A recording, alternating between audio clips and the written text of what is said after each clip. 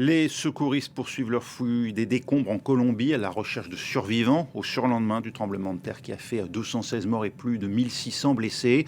On fait le point à Pereira, près de l'épicentre du séisme, avec Maxime Pluvinet pour France 24. Je vous parle depuis Pereira, l'une des villes qui a été le plus affectée par le séisme qui a frappé la Colombie il y a maintenant plus de 48 heures, lundi 10 août.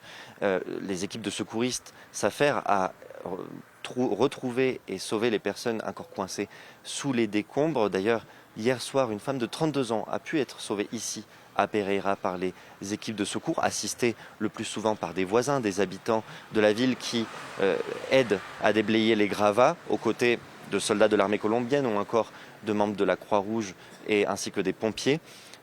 Tous disent que nous sommes encore dans la fenêtre des 72 heures qui est cruciale pour espérer retrouver des survivants.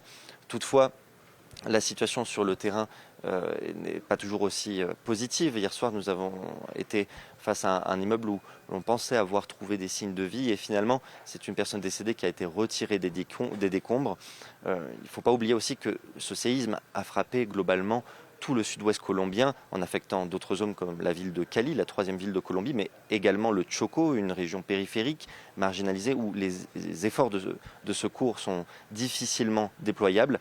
Au niveau politique, l'aide commence à affluer au niveau financier, alors même que le gouvernement de Abelardo de la Espriella a décliné l'envoi d'équipes de secours internationaux pour pouvoir assister les efforts de recherche ici sur le terrain en Colombie.